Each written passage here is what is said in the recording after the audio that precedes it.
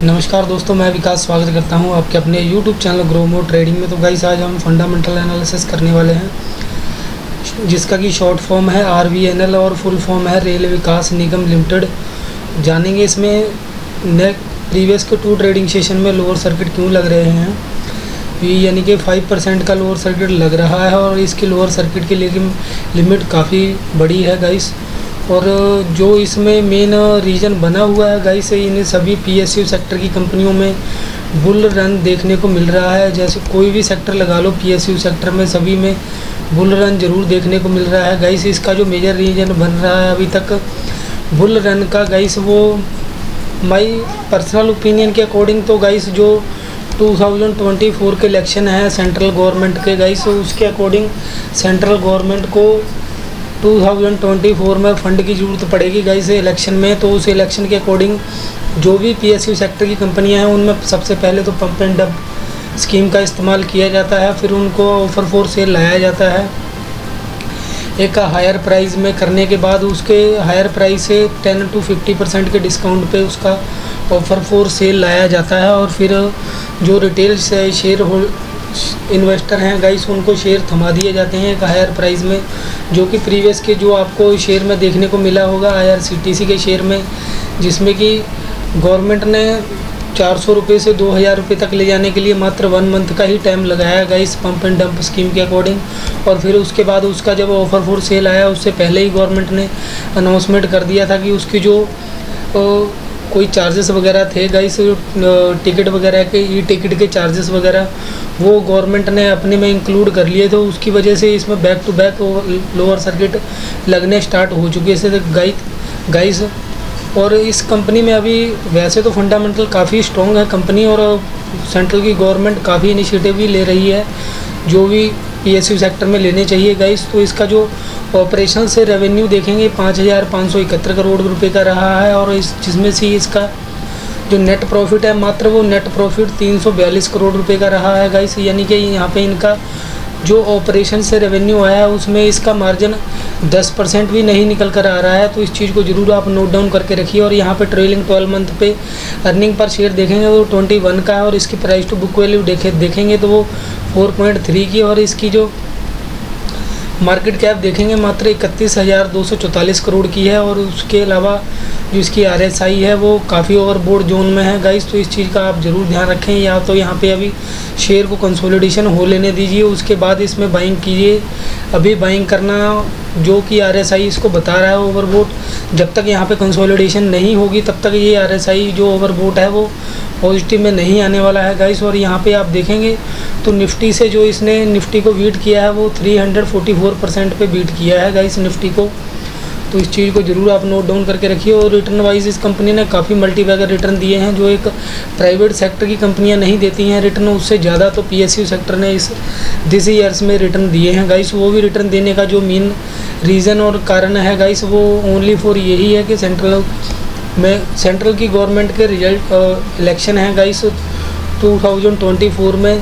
तो उस according government कुछ ना कुछ तो इनिशिएटिव ज़रूर लेगी अपने फ़ंड के लिए गाइस।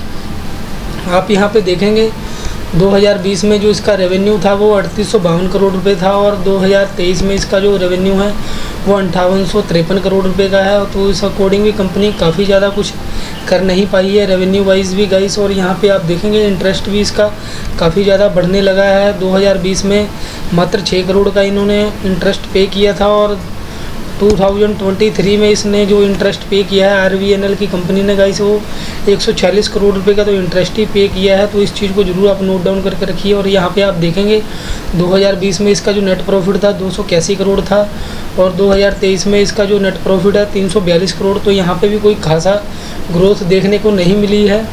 तो जो कि अभी यहाँ पे जो पैरामीटर दिख रहे हैं गाइस, इस अकॉर्डिंग तो यही लग रहा है कि इस कंपनी में ज़्यादातर जो गवर्नमेंट जो कर रही है वो पंप एंड डंप स्कीम का ही इस्तेमाल करके लोगों को ऑफ़र फॉर सेल में फंसाकर कंपनी और जो गवर्नमेंट है वो अपना पल्ला झाड़ने वाली है। और इसी जो मेन कारण बन रहा है इन सभी PSU सेक्टर की कंपनियों में बुल रन देखने का गाइस, वो सेंट्रल गवर्नमेंट के रिजल्ट है। सेंट्रल गवर्नमेंट में जो इलेक्शन के रिजल्ट आने वाले हैं गाइस, वही इन PSU सेक्टर में बुल रन की तेज़ी का कारण बन रहे हैं, और कोई सेकंड रीजन अभी तक तो स्ट्रॉन्ग नहीं नज़र आ रहा है। और आप यहाँ पे देखेंगे जो कि प्रेसिडेंट ऑफ इंडिया की हिस्सेदारी इसमें है 72% की, और यहाँ पे इनके ऑफर फॉर सेल लाने की काफ़ी ज़्यादा पॉसिबिलिटी बनी हुई है। तो इस चीज़ को जरूर आप नोट डाउन करके रखिए। और यहाँ पे LIC की भी काफ़ी ज़्यादा हिस्सेदारी है, life insurance corporation of India 5.2% की हिस्सेदारी है।